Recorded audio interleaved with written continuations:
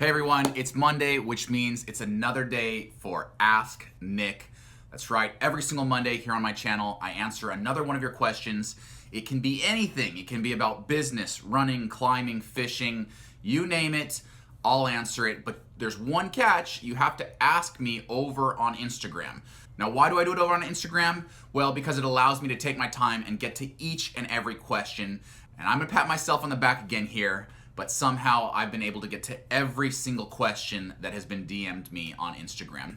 Now, sometimes the responses are one-word answers. Sometimes all it takes is one word to answer your question, and I'm trying to get to all of them. So again, my apologies if they're not more in-depth. Actually, it came to my attention that a few people felt that my answers weren't adequate or I hadn't put enough thought. In fact, here on a message board on letsrun.com, you can see somebody wasn't super. Hey, whoever posted this, my sincerest apologies that you felt that I didn't put enough time and energy into your answer. And I will do better. I will work so hard to make sure that every single answer is thought out and that a lot of time and attention goes into it. But there are a couple things that you guys can do when you DM me your questions to make it easier on me and to ensure that I get back to you in a timely manner. Number one, keep it concise. Please don't write a book. I don't have time to read the entire book, and I don't need to necessarily. Just give me your question, I'll get right to it. Number two, make sure it's specific. If you say, hey Nick, can I have some tips to be a better runner?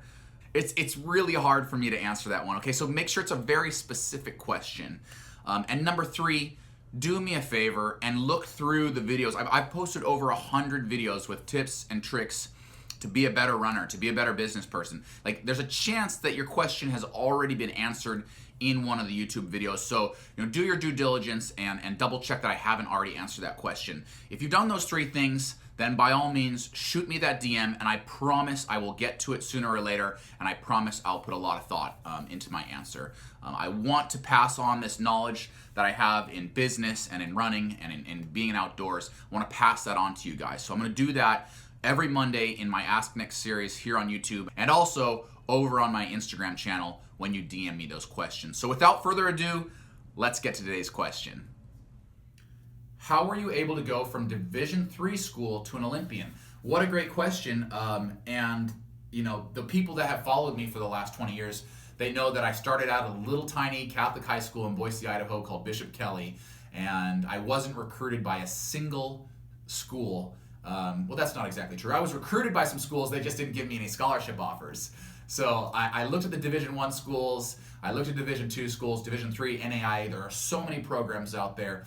And ultimately, I chose to go with a Division III school called Willamette University. And the reason I did that is that, one, my mom and dad were paying the bills. So for me, like, the scholarship thing wasn't quite as big of an issue.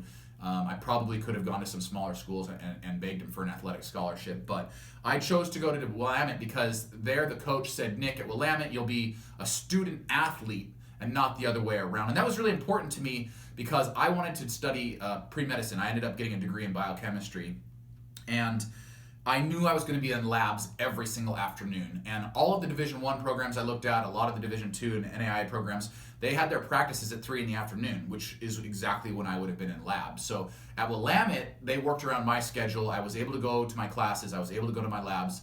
And the coach would meet me. Sometimes he'd meet me at 7 in the morning. Sometimes he'd meet me at 8 p.m. They made sure to always have a training partner and a coach there when I needed it. And that's just kind of a symptom or not a symptom, but a benefit of going to a smaller school where I was the guy. I'd already won 2 national titles my freshman year. They really catered the program to me, gave me training partners, gave me PT time, gave me the resources I needed to be successful. And I always tell this to young runners. I say, find the program that wants to invest in you, that's not going to just view you as another number, that's not just going to treat you as cannon fodder and beat you up and put 20 guys through the meat grinder and see what comes out. Literally, find the coach and the program that's right for you. It might not be a D1 program. It might be a D2 program or even a D3 program or an NAIA program. Focus on the program that's going to give you what you want and focus on helping you achieve your goals both on and off the track.